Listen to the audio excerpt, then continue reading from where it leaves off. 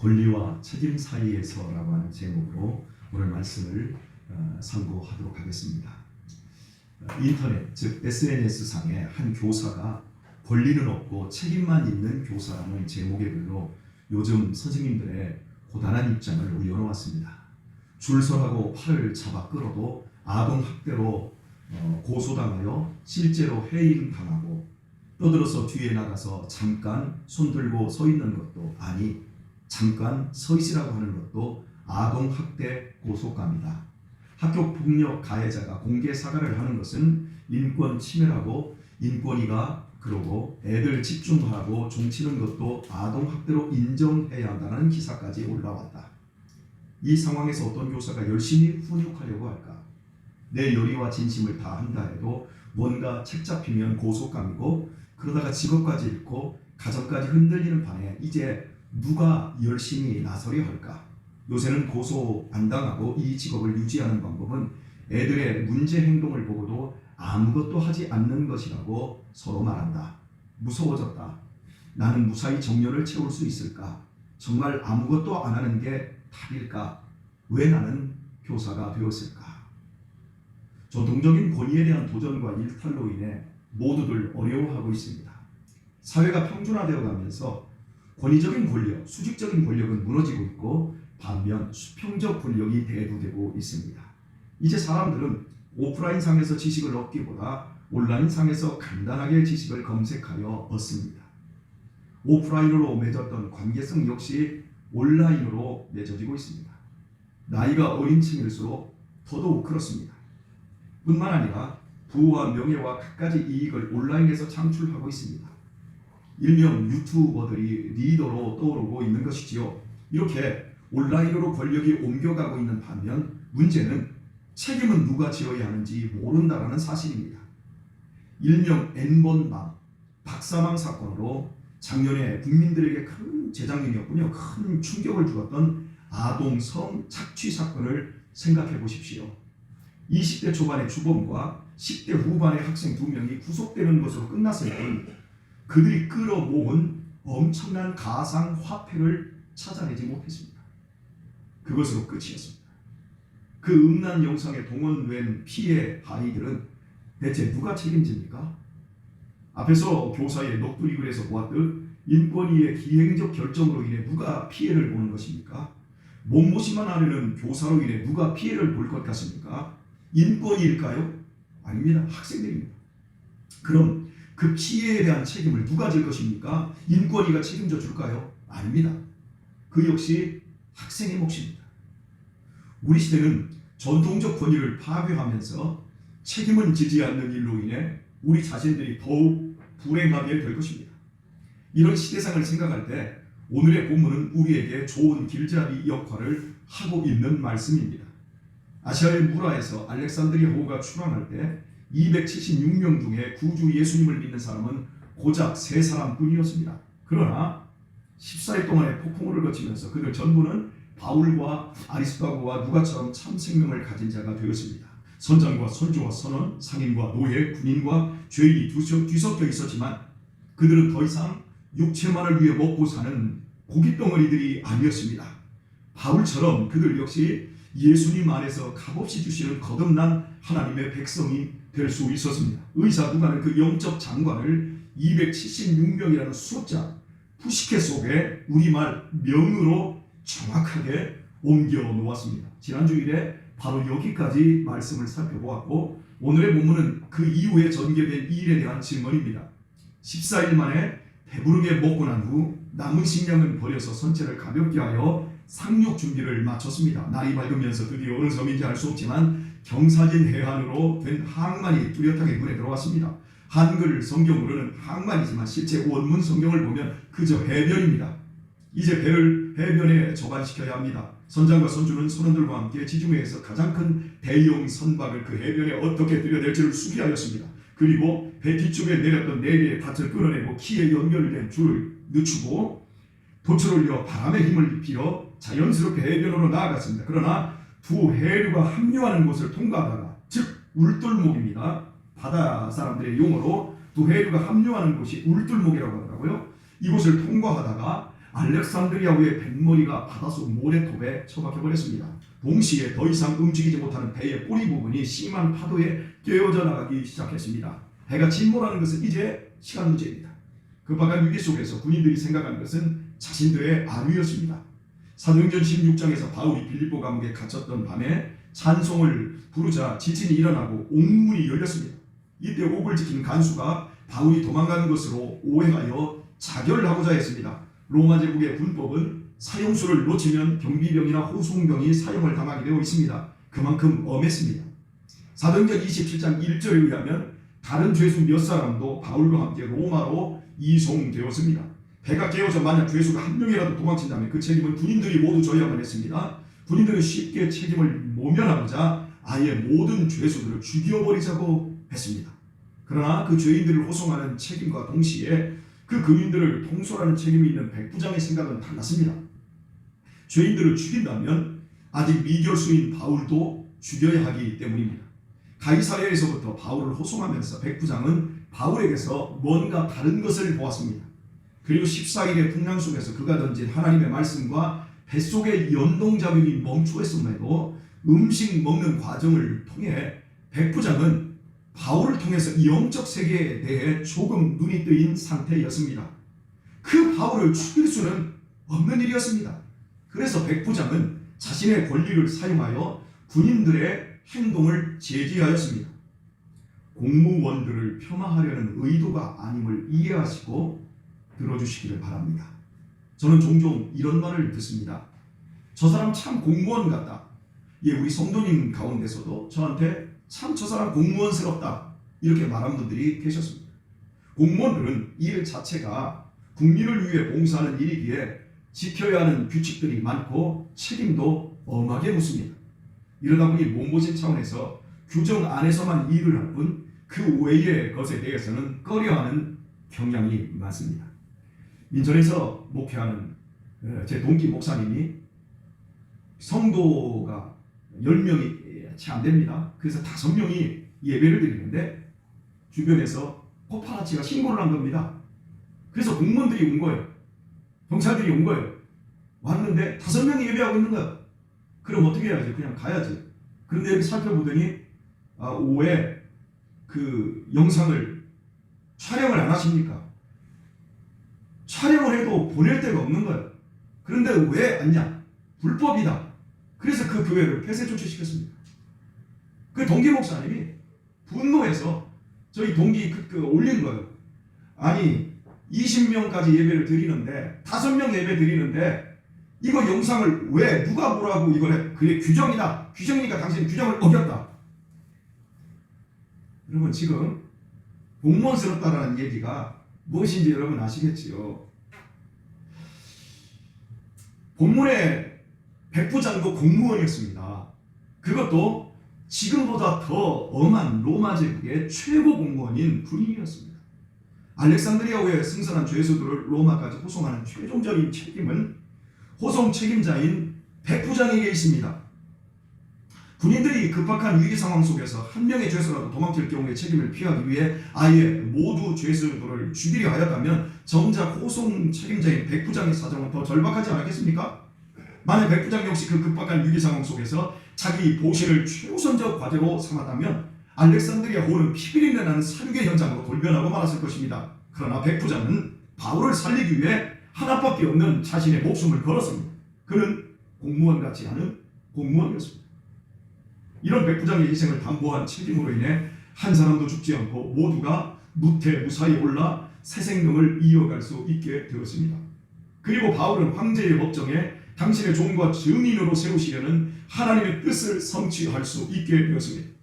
이 모든 것은 자신의 책임을 타인을 내치는 권리로 사용하지 않은 백부장 한 사람으로 인해 이루어졌습니다. 사도행전 25장에는 바울을 청문회할 때 청문회장에는 5명의 천부장들이 배석하였는데 오늘날 이 천부장들은 사단장이나 군단장들이라고 할 수 있습니다. 그런데 그들에 대하여는 전혀 이름이 없습니다. 왜요?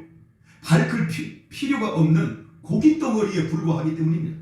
그러나 중대장 정도인 하급 군관인 백부장의 이름을 27장 1절에서 정확하게 이야기를 하고 있습니다. 한번 27장 1절 한번 읽어볼까요? 다 같이 읽도록 하겠습니다. 시작.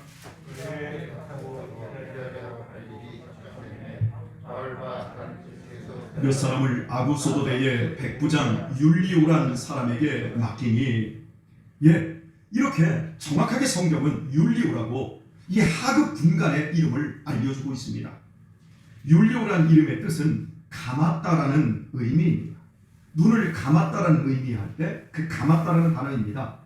율리오가 무엇에 대해서 감은 것일까요? 결정적인 순간 자신의 책임을 면하고자 하는 이기심의 눈 감음으로, 즉 자신이 손쉽게 사용할 수 있는 권리의 눈 감음으로 그는 자신의 이름값을 해내었고, 이런 율리오를 하나님께서는 그 이름을 성경에 올려 명예롭게 해주신 것이었습니다. 우리가 오늘 이 사건에서 생각해 보아야 할 점은 믿음과 삶의 문제입니다. 군인들은 해가 뜨기 방금 전에 바울로부터 참 생명을 취하기 위해 빵을 먹음으로 하나님의 기적의 구원을 체험했습니다. 그는 14일간의 폭풍 속에서 죽음을 경험하였고 이제 새 생명을 얻어 구원 얻은 사람들이 되었습니다. 단지 육체를 위해 먹고 마시던 고깃덩어리에서 새로운 영적 세계에 눈을 뜬 푸시케, 즉 영혼으로 입문하였었습니다. 그러나 급박한 위기가 오자 단지 자신들의 몸뚱이 보신을 위해, 자신들의 목에 붙어있는 수만을 보존하기 위해 자기에게 구원을 전하여준 바울을 포함한 죄수들을 모두 죽여버리려고 했습니다. 육체를 위해 먹고 마시던 고깃덩어리가 참 생명을 위해 먹고 마시는 푸시케로 입문하였다고 해서 당장 누군가를 책임지기 위해 희생과 불이익을 감수하는 것이 아닙니다. 오히려 져야 할 책임은 지교하지 않고 자기 보신과 자기 권리와 자기 유익만 꾀하는 사람들이 더 많습니다. 왜냐하면 그것은 자기를 부인하지 않고는, 즉 자기 희생과 손해를 감수하지 않고는 책임이라는 것은 이룰 수 없는 일이기 때문입니다. 그러나 하나님의 뜻은 언제나 져야 할 책임을 지기 위해 희생을 두려워하지 않는 사람을 통해서만 이루어집니다. 몸보신하면서 자기 권리를 추구하는 다수의 사람들이 아닌 희생과 불이익을 두려워하지 않는 소수의 사람들을 통해서 하나님은 당신의 뜻과 당신의 선을 이루어 가십니다. 그러므로 그 책임을 다하는 사람은 그가 누구이든 간에 하나님으로부터 인정받게 되어집니다. 뿐만 아니라 그 이름을 반드시 명예롭게 해주십니다. 누구나 자유롭게 말하고 자유롭게 의견을 제시할 수 있습니다. 자유롭게 비판도 하고 지지도 할 수 있습니다. 자유롭게 믿을 수 있고 자유롭게 불신할 수도 있고 자유롭게 행동할 수 있습니다. 그것은 어떤 경우에도 제지되지 않아야 할 하나님이 부여한 인간의 권리입니다. 그러나 여러분 생각해 보십시오. 우리 가정이 어떻게 유지되던가요? 권리와 자유만을 외치는 철부지 자식들에 의해서입니까? 아닙니다. 언제나 희생하는, 책임을 다하는 그 부모님에 의해서 유지됩니다. 국가가 어떤 사람들에 의해서 복된 나라가 되어집니까? 법을 만들고 집행하는 권력자들입니까? 아닙니다. 도리어 그들이 법을 더 많이 어김을 우리가 보아왔지 않습니까? 대한민국의 동맥이 흐르도록 각자 맡은 곳에서 최선을 다하는 이름 없는 국민들에 의해서 좋은 나라가 되어왔지 않습니까? 권리에 대해서는 눈을 감고 책임에 대해서는 최선을 다하는 무명의 율리오들에 의해 하나님의 선이 이루어지지 않았습니까? 우리 교회가 어떻게 세워졌습니까? 직분이 고급하고 똑똑한 소리 잘하는 사람들에 의해 견고해졌습니까? 목사 한 사람의 탁월한 열심 때문입니까? 아닙니다. 교회의 부족함과 연약함에 대한 비판이 아닌, 그것을 내 책임으로 느끼며 묵묵히 자기 자신을 희생하는 율리오들에 의해 교회가 세워져 오지 않았습니까? 코로나로 인한 비상 상황에서 교회를 나오든 안 나오든 그것은 분명 우리의 자유입니다. 교회 오는 것이 선이고 교회 안 나오는 것이 악이지 않습니다. 대면 예배에 참여하든 비대면 영상으로 참여하든 그것은 각자의 권리이지만 주님이 나를 불러주신 교회에 대한 책임, 즉 전도와 선교와 구제에 대한 책임은 절대 자유이지 않습니다. 공무원 같은 교인을 하나님은 원하지 않습니다.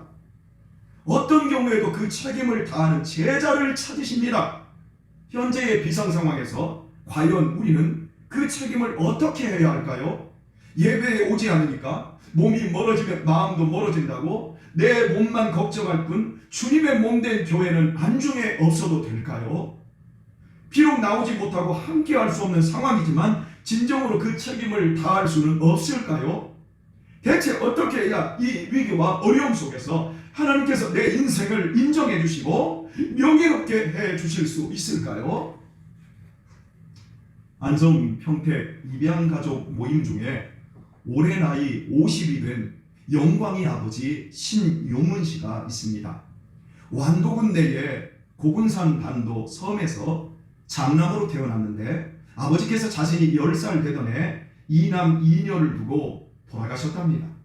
34살의 과부가 되신 어머니께서 4명의 어린 자식을 키우는 일이 얼마나 힘들었을지 가히 짐작이 되지 않습니까? 어느 날 어머니께서 밭에서 일하던 도중에 어려서 친구처럼 함께 자라난 2살 많은 이모가 용문엄의 젊음이 아까워서 어쩐다냐, 새 출발하거라 하자 어머니께서 정색하며 그만해라, 그런데 또 말을 했습니다. 그러자 한 번만 더 하면 호미로 찍어푼다, 그런데도 또 했답니다. 결국 이모 할머니 머리에 빵꾸가 났답니다.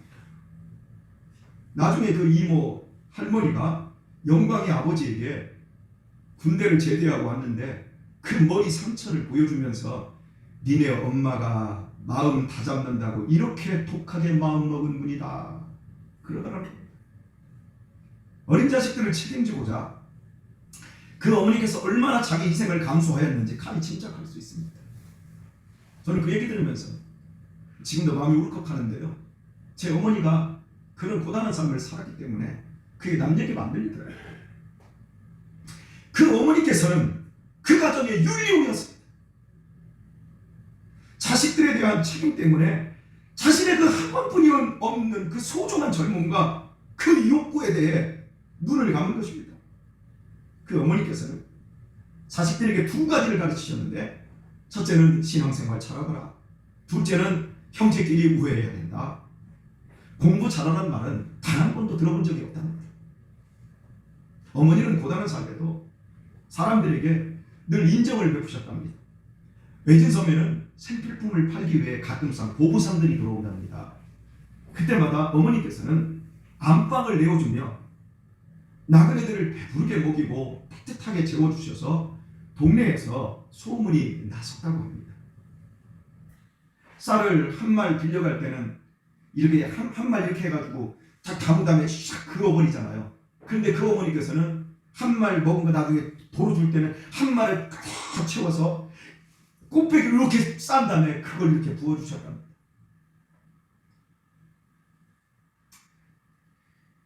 이 년 전에 제가 그 어머니를 배웠을 때 고난의 삶을 아름답게 승화시킨 너무나 밝으면서도 너무나 친절한 사람임을 느낄 수 있었습니다.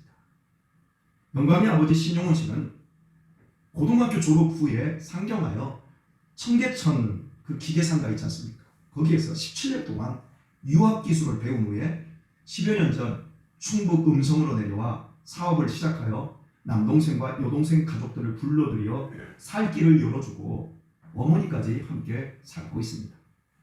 서울 작은 교회에서 안수집사로 교회를 섬기다가 현재는 500명 출석하는 무급 장로교회를 성가대와 주일학교 부장으로 섬기며 매달 100만 원 이상의 11조를 하고 있는데 코로나 속에서 도리어 더욱 사업이 번창했다고 합니다.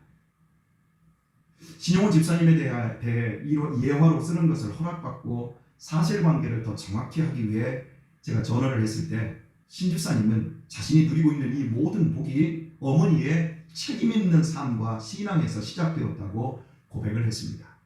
어머니의 가르친 대로 고졸임에도 교회를 힘있게 섬기고 형제 우애할 수 있는 복을 하나님께서 주셨다는 것입니다. 군 제대 후 동생과 함께 2,500만 원의 전세 자금을 대출받아 함께 살았고 2년 동안 월 3만 원의 교통비만 쓰며 대출을 갚는 고단한 인생의 출발로 인해 어려운 사람들에 대한 아픔을 자기 것으로 느끼며 최선을 다하며 돕고자 하고 있습니다. 저와 대화할 때 약간의 감동에도 눈물이 그렁그렁해지는 모습 속에서 그의 마음에 천국이 들어있음을 볼 수 있습니다. 믿음의 그릇이 잘 갖추어진 긍정적이고 따뜻하고 겸손한 신용은 안수 집사님을 앞으로 하나님께서 얼마나 더 멋지게 써주시고 그 이름과 입양 가문을 존귀케 해주실 것이 기대가 되어 저 역시 가끔씩 생각날 때마다 기도하고 있습니다. 오늘의 말씀을 맺겠습니다. 우리가 이전에 누구였습니까? 교만과 자기 연민에 가득 찬 죄악 덩어리 아니었습니까? 죄에 찌든 장아찌 아니었습니까?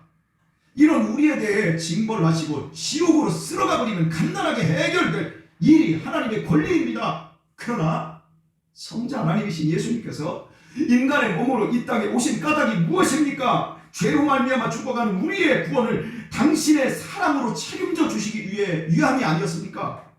그 책임을 다하시기 위해 예수님께서는 당신 자신이 십자가의 제물로 죽임당하는 희생과 불이익을 기꺼이 감수하셨습니다. 그러므로 그 주님께서 믿는다 하지만 자기 한 몸 보신하고자 이기적인 권리만을 사용하는 사람들이 아닌 하나님의 자녀다운 책임을 다하기 위해 희생과 불이익을 개의치 않는 율리오 같은 사람을 찾으시는 것은 너무나 당연한 일 아니겠습니까? 그런 사람에게 복 주시고 그런 사람을 명예롭게 해주시는 것은 두말할 필요도 없는 명백한 사실 아닐까요? 사랑하는 성탄장로교회 우리 교회 여러분, 우리 어떻게 살아야 할까? 코로나로 인해 무너지고 있는 가정과 교회와 이 사회에 대해 우리 어떻게 해야 될까요? 이기심에 눈을 감은 율리오가 되십시오. 권리로 생각되는 욕망의 자유를 믿음의 호미로 찍어버리고 희생적 책임을 다하십시오. 그리하면 당장은 손해보는 것 같지만 긴 안목으로 보았을 때 그것이 가장 큰 이익이고 가장 현명한 삶입니다. 왜냐하면 바로 그 사람을 하나님께서 끝까지 책임져 주실 것이기 때문입니다. 여러분에게 참된 지혜가 있게 예수님의 이름으로 축원드립니다.